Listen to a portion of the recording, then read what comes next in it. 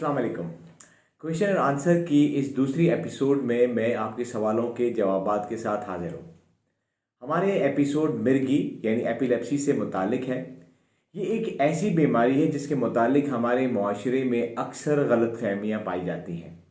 इसे दिमागी बीमारी समझने के बजाय जादू, आसेब या कोई रूहानी मसला समझा जाता है, जिसके बाइस लोग बजाय ये कि इसका इलाज करवाएं वो पीरों फ़कीरों के पास अपना वक्त ज़ाया करते हैं। लेकिन बात यहाँ ही ख़त्म नहीं होती।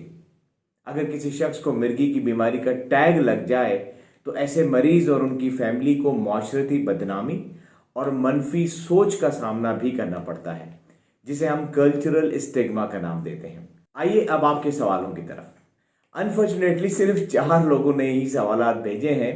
मैं कोशिश करूंगा कि एक दो अपने सवालात जो बहुत ही ज़रूरी हैं, जिन्हें आप लोगों ने पूछना चाहिए था लेकिन पूछ न सके, वो भी इसमें शामिल करूं। पेशावर से हसन नवाब साहब ने पूछा है कि मिर्गी क्या है और मिर्गी और फिट्स में क्या फ़र्क है। देखिए, मिर्गी दिमाग की एक ऐसी बीमारी है जो मुख्तलिफ तरीक़ों से ज़ाहिर होती है। ज़्यादातर लोगों को ये पता है कि अगर किसी शख्स को अचानक से झटके लगें, आंखें चढ़ जाएं, जिस्म अकड़ जाए, मुंह से झाग निकलने लगे और कुछ देर बाद मरीज़ बेहोशी वाली कैफियत में चला जाए, तो इस तरह के दौरों को मिर्गी कहा जाता है। ये दौरा क्यों पड़ता है? क्योंकि हमारे दिमाग में जो खुलिये होते हैं, जिनको हम न्यूरॉन्स कहते हैं, उसमें हर वक्त बिजली बनती रहती है। अगर दिमाग के किसी हिस्से में बहुत ज़्यादा बिजली बनने लग जाए और वो दिमाग के बाकी हिस्सों में फैल जाए, तो मरीज़ पर ये दौरे की शक्ल में ज़ाहिर होती है। इसकी मिसाल आप ऐसे समझें कि जैसे हमारे घरों में बिजली के तारों के अंदर बिजली मौजूद है, लेकिन अगर कहीं शॉर्ट सर्किटिंग हो जाए तो आग भी लग सकती है। किसी शख्स को एक मर्तबा अगर दौरा पड़े तो हम कहते हैं कि उसे फिट पड़ा है, लेकिन अगर बार बार दौरे पड़ें, बार बार फिट पड़े, तो ऐसे मरीज को कहते हैं कि उसे एपिलेप्सी या मिर्गी है। क्या मतलब हुआ? यानी फिट दौरे को कहेंगे और एपिलेप्सी बीमारी को कहेंगे। एक और अहम बात यह कि हम डॉक्टर्स अमूमन दौरे या फिट के लिए सीजर की इस तरह इस्तेमाल करते हैं, लेकिन आम लोग सीजर को फिट कहते हैं। ठट्ठा से मिसेस शमीम मुगल साहिबा मिर्गी के असबाब के बारे में पूछना चाहती हैं कि मिर्गी क्यों होती है, उसके क्या असबाब हैं और उनसे कैसे बचा जा सकता है। देखिए, हमारे पास जब कोई मरीज आता है तो हम उसको 2 कैटेगरीज में तकसीम करते हैं। एक, जिनके अंदर सबब का पता चल जाता है, उसे हम सिम्प्टोमेटिक एपिलेप्सी कहते हैं और ये तकरीबन 40% लोग होते हैं, जबकि बकाया 60% लोगों में सबब का पता ही नहीं चलता बावजूद तमाम टेस्टों के। तो उनको हम इडियोपैथिक एपिलेप्सी की कैटेगरी में रखते हैं। इसलिए जब मरीज पहली दफ़ा हमारे पास आता है तो हम उनको 3 तरह के टेस्ट करवाते हैं। एक, दिमाग का फोटो, CT स्कैन या MRI, ताकि अगर उसके दिमाग में कोई ट्यूमर है, फॉलेज है, कोई पुरानी चोट है, तो हम उसे मिर्गी के लिए जिम्मेदार ठहरा सकें। दूसरा, खून के टेस्ट, सरेफेरेस्ट, calcium, magnesium, sodium, blood glucose वगैरह, जिनकी कमी के बाइस और बाज़ औक़ात ज़्यादती के बाइस भी दौरे पड़ सकते हैं। तीसरा, दिमाग की पट्टी, जिसे हम EEG कहते हैं, इलेक्ट्रोएन्सेफलोग्राम। ये हमें किसी ख़ास किस्म की मिर्गी के मुतालिक आगाही देती है। स्क्रीन पर जो आप टेस्ट देख रहे हैं, ये उन बड़े बड़े असबाब के बारे में है जो मिर्गी के दौरे करवा सकते हैं। मिसेस शमीम मुगल का सवाल कि इन असबाब से कैसे बचा जा सकता है, तो ये सवाल जितना छोटा है उसका जवाब उतना ही बड़ा है। क्योंकि मसलन अगर हम सबब हमारे मरीज में फॉलेज है, तो फॉलेज से कैसे बचेंगे, उसके बारे में एहतियातें इख्तियार की जाएगी, इलाज किया जाएगा, वो एक अलग टॉपिक है। और अगर किसी को ब्रेन ट्यूमर की वजह से फिट्स पड़ रहे हैं तो फिर उसकी अपनी मामलात हैं, क्योंकि ब्रेन ट्यूमर के बारे में तो पता ही नहीं चलता है कि कैसे हो जाए, कब हो जाए, कहाँ हो जाए।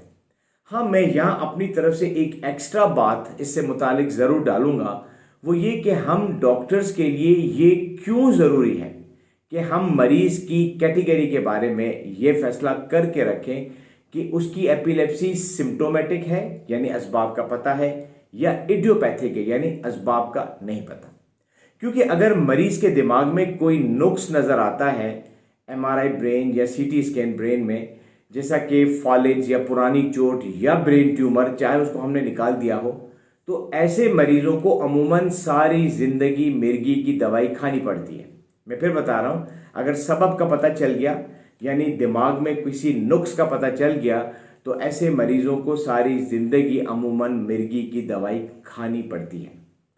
जबकि अगर किसी सबब का कोई पता नहीं चला और मिर्गी की बीमारी ख़ानदान में भी किसी को नहीं है, तो ऐसे मरीजों को हम कहते हैं कि अगर आने वाले 2-3 सालों तक आपको कोई दौरा नहीं पड़ा तो हम आपको दवाई बंद करने से मुतालिक डिस्कस करेंगे, और ऐसे मरीजों की दवाइयाँ बंद भी हो जाती हैं।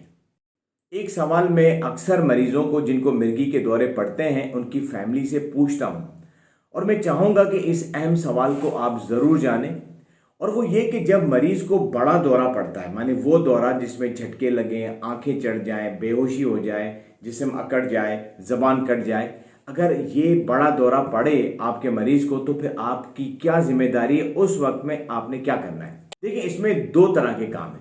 एक को हम डूज कहते हैं यानी जो आपने करने हैं, और दूसरे को हम डोंट्स कहते हैं यानी आपने वो नहीं करने।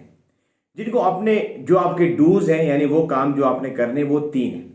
एक, आपने पुरसुकून रहना है, अपने हवास पे काबू रखना है। 2, दौरे के दौरान मरीज हाथ पांव जोर जोर से पटक रहा होता है, इसलिए अगर ये किसी चीज से टकरा जाए तो फ्रैक्चर भी हो जाता है और जोड़ उखड़ भी सकता है। इसलिए अगर मरीज के आसपास कोई सख्त चीज जैसा कि कुर्सी है, मेज है, तो आप उसे हटा दें। अगर मरीज आपका दीवार के करीब पड़ा हुआ है तो उसको घसीट कर दीवार से दूर कर दें। तीसरा पॉइंट, लाजमन मरीज को चाहे झटके लग रहे हो या झटकों के बाद आने वाली बेहोशी हो रही हो, उसे करवट के बल लिटा दें, क्योंकि मरीज को उल्टी भी आ सकती है, जबान अगर कट गई है तो खून निकल सकता है, और झाग भी अक्सर मुंह में बन जाती है। तो जो भी सिक्रीशन यानी रतूबत वगैरह होंगी उसको इस तरह लिटाने से वो बाहर गिर जाएंगे। लेकिन अगर मरीज सीधा लेटा हुआ है तो ये सब सांस की नाली में जाकर उसे ब्लॉक कर सकती हैं, जो कि जानलेवा साबित हो सकता है। जब तक मरीज होश में नहीं आ जाता उसे इसी हालत में करवट के बल लेटे रहने दें। और जो काम आपने नहीं करने हैं यानी डोंट्स हैं आपके, वो भी 3 तरह के। एक, जब मरीज को झटके पड़ रहे होते हैं तो उस वक्त अक्सर मरीजों का मुंह सख्ती से बंद हो जाता है। बराह मेहरबानी मुंह को खोलने के लिए अपनी उंगली, कोई चमचा, कोई कपड़ा या कोई भी सख्त चीज हरगिज दांतों के दरमियान रखने की कोशिश न करें। आप लोग ये इसलिए कर रहे होते हैं कि ताकि मरीज की जबान जो है वो कटने से बच जाए। तो मेरी आपसे गुजारिश है कि ऐसी कोई हरकत ना करें।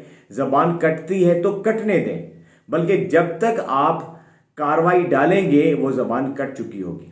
आपकी कोशिशों से या तो मरीज का जबड़ा टूट जाएगा या उसके दांत टूट जाएंगे, या ये जोड़ टेम्पोरोमैंडिबुलर जॉइंट जो है वो अपनी जगह से उखड़ सकता है।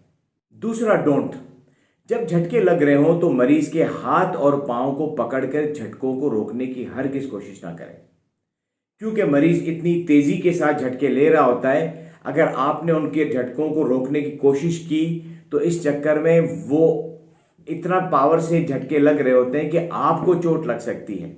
ये भी हो सकता है कि मरीज का कोई जोड़ अपनी जगह से उखड़ जाए।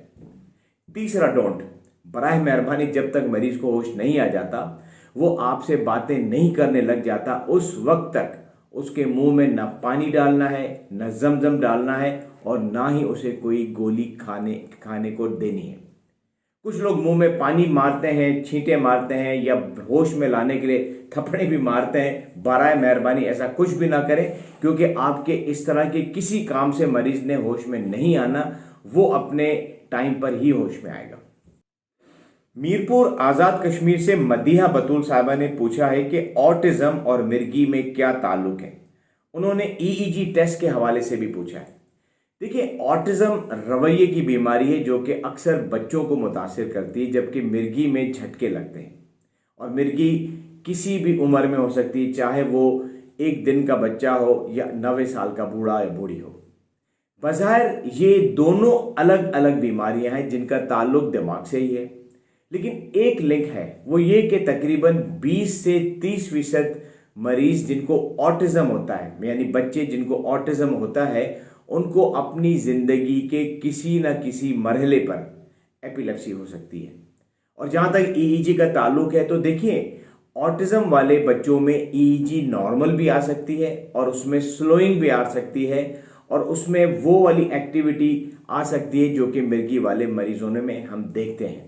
لیکن ایک بات سمجھ لیں کہ اگر آٹزم والے بچے کی EEG نارمل ہے تو اس کا ہرگز مطلب یہ نہیں ہے کہ ایسے بچے کو مرگی نہیں ہو سکتی، اور اگر EEG ایب نارمل ہے تو اس کا بھی ہرگز مطلب یہ نہیں کہ ایسے بچے کو لازماً مرگی ہوگی۔ بہت ممکن ہے کہ ساری زندگی اس کو مرگی ہو ہی نہیں۔ اس بات کو سمجھنے کی ضرورت ہے۔ ایاز جمالی صاحب جرگ شہر سے پوچھتے ہیں کہ کیا بائی پولر ڈس آرڈر بھی مرگی ہے؟ تو اس کا جواب ہے نہیں۔ بائی پولر ایک نفسیاتی بیماری ہے جسے سیکیٹرسٹ دیکھتے ہیں اور علاج کرتے ہیں۔ ہاں، بائی پولر ڈس آرڈر والے مریضوں کو مرگی کے دورے پڑنے کا خطرہ عام لوگوں کے مقابلے میں 3 گنا زیادہ ہوتا ہے، اور اس کے 2 اسباب ہو سکتے ہیں۔ ایک کہ بائی پولر ڈس آرڈر دماغ کے اس حصے کو متاثر کرتا ہے جس کا نام ٹیمپورل لوب ہے، اور یہی حصہ مرگی والے اکثر مریضوں میں بھی متاثر ہوتا ہے۔ دوسرا یہ کہ بائی پولر ڈس آرڈر میں جو نفسیاتی دوائیاں استعمال کی جاتی ہیں وہ دماغ کے جو نیورونز ہیں ان کی حساسیت کو بڑھا دیتی ہیں، جس کی وجہ سے مرگی کے دورے پڑنے کا خطرہ بڑھ سکتا ہے۔ اور آخر میں کچھ باتیں کہہ کر میں اس ویڈیو کا اختتام کرتا ہوں، وہ یہ کہ اگر آپ مرگی کا مرض کا شکار ہیں تو براہ مہربانی کسی اچھے نیورولوجسٹ کو دکھائیں جو آپ کی مرگی کو بہتر طریقے سے دواؤں سے کنٹرول کرے۔ نمبر 2، مرگی کا مریض یا مریضہ ایک نارمل انسان ہوتا ہے، اس بات کو سمجھنے کی کوشش کیجیے گا۔ اگر یہ اپنی دوائیاں باقاعدگی سے لیتے ہیں، ڈاکٹرز کو ریگولر چیک اپ کرواتے ہیں اور ان کے جھٹکے مکمل کنٹرول میں ہیں تو یہ خود کو نارمل سمجھیں، زندگی کو نارمل انداز میں گزاریں۔ ہاں، شاید کچھ مریضوں میں ڈاکٹر کچھ پابندیاں آپ پر لگا سکتا ہے کہ یہ کام کرنا ہے، یہ کام نہیں کرنا، تو آپ نے ڈاکٹر کی ان ہدایات کا خیال رکھنا ہوگا۔ لیکن یہ پابندیاں بھی سب مریضوں کے لیے نہیں ہیں، بلکہ کچھ مریضوں کے لیے ہو سکتی ہیں۔ تیسرا پوائنٹ، یہ بڑا اہم پوائنٹ ہے، معذرت اس کو سمجھیے گا۔ دیکھیں، کچھ مریض خصوصاً وہ جو لڑکیاں ہیں، جوان یا نوجوان، ان میں مرگی کی طرح دکھنے والے جھٹکے پڑتے ہیں۔ بہت ممکن ہے کہ یہ مرگی کے ہی دورے ہوں، لیکن یہ نفسیاتی دورے بھی ہو سکتے ہیں جسے ہم کنورژن ڈس آرڈر کہتے ہیں، جسے ہم سوڈو سیجرز کہتے ہیں۔ ایک اچھا اور قابل نیورولوجسٹ یا تجربہ کار سیکیٹرسٹ ہی اس کے بارے میں فیصلہ کر سکتا ہے کہ یہ مرگی کے دورے ہیں یا نفسیاتی دورے۔ براہ کرم اپنی بچیوں کو کسی بہتر ڈاکٹر سے ضرور معائنہ کروائیں، کیونکہ دونوں الگ الگ بیماریاں ہیں اور دونوں کے الگ الگ علاج ہیں۔ ہم اس ایپیسوڈ کو یہیں پر ختم کرتے ہیں۔ کوشچن اینڈ آنسر کی 3rd ایپیسوڈ میں ہم ہاتھوں کی کپکپاہٹ یعنی ہینڈ ٹریمرز پر بات کریں گے۔ اگلی ویڈیو تک کے لیے اجازت چاہوں گا۔ آپ اپنا، اپنے پیاروں کا اور اس چینل کا خیال رکھیے اور مجھے اپنی دعاؤں میں یاد رکھیے۔ اللہ حافظ۔